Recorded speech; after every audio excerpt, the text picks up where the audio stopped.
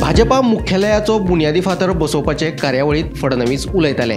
देशात लोकशाय तिगोवन दवरपा खातीर भाजपाक काम करचें पडटलें अशें तांचें म्हणणें। तशेंच भाजपाचें मुख्यालय 19 डिसेंबर 2026 पयलीं बांदून तयार जातलें असो विश्वास मुख्यमंत्री प्रमोद सावंतान ह्या वेळार उलोवन दाखयलो।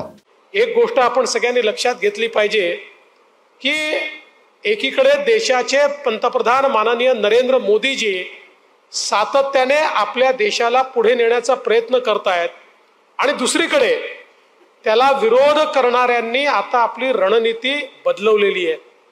आता त्यांची रणनीती ही कुठल्याही परिस्थितीमध्ये लोकशाही पूरक नाही आहे। आता त्यांची रणनीती एकच आहे, समाजामध्ये अराजक तयार करायचं। सर्व प्रकारची अराजकता कशी तयार करता येईल अशा प्रकारचा त्यांचा प्रयत्न चाललाय। आज आपण पाहतोय या लोकसभेच्या निवडणुकीमध्ये अपोजिशनचा चेहरा, विरोधी पक्षाचा चेहरा जरी राहुल गांधी असले तरी देखील निवडणूक काँग्रेस पार्टी किंवा इतर पार्ट्या लढत नव्हत्या। ही सगळी निवडणूक वेगवेगळे फोर्सेस लढत होते आणि हे कुठले फोर्सेस होते? हे अराजक मजवणारे फोर्सेस होते, ज्यांना एनार्की हवी आहे असे एनार्किस्ट फोर्सेस होते, जे सगळे एकत्रित येऊन त्या ठिकाणी एक प्रकारे खोटा नरेटिव्ह तयार करत होते, लोकांमध्ये अविश्वासाची भावना तयार करत होते, लोकांमध्ये कुठेतरी निगेटिव्हिटी तयार करत होते। आणि म्हणून देशामध्ये अराजकता माजवणारे जे फोर्सेस आहेत हे सगळे फोर्सेस आता काँग्रेस आणि त्याच्या अवतीभोवती एकत्रित झाले आहेत।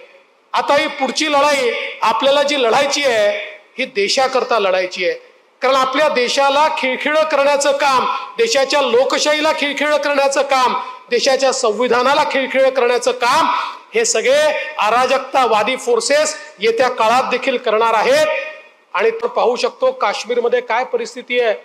काँग्रेस पक्षाने नॅशनल कॉन्फरन्स सोबत काश्मीरमध्ये युती केली। नॅशनल कॉन्फरन्सचा मॅनिफेस्टो काय आहे?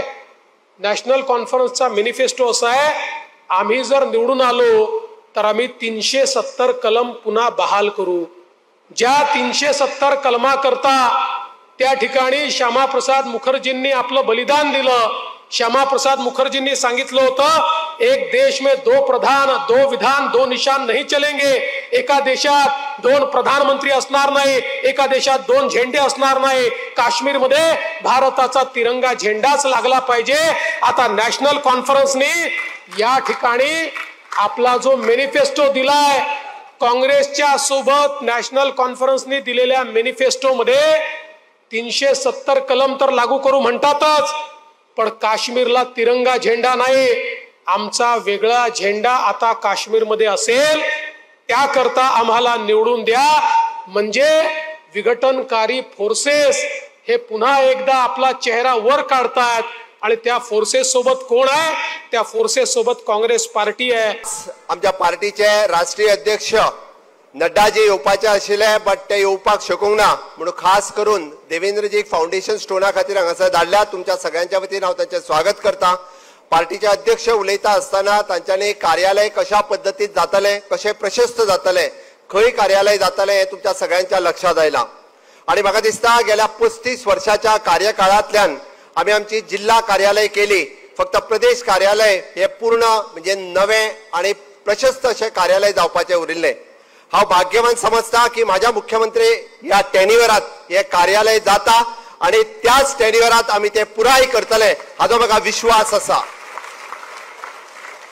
आणि हे पुराय जाता आसतना आमी म्हटलां की प्रत्येकाचे योगदान आपल्याक जे दिसता या कार्यालया खातीर दिवचे, त्या प्रत्येकाने आपले योगदान जे आसा हे निश्चितच रित्या, कारण फाल्यां हे कार्यालय म्हजे कार्यालय आसा, प्रत्येक भारतीय जनता पार्टीच्या सामान्यातल्या सामान्य कार्यकर्त्याचे कार्यालय आसा, हे माझे घर आसा, हे प्रत्येकाची भावना असपाक जाय। आणि खऱ्याच अर्थान ही भावना आमच्याकडे असतली हेची हांव अपेक्षाय व्यक्त करता।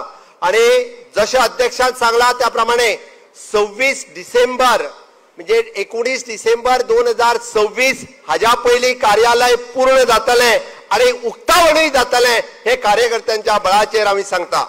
Bureau report Gomantak TV.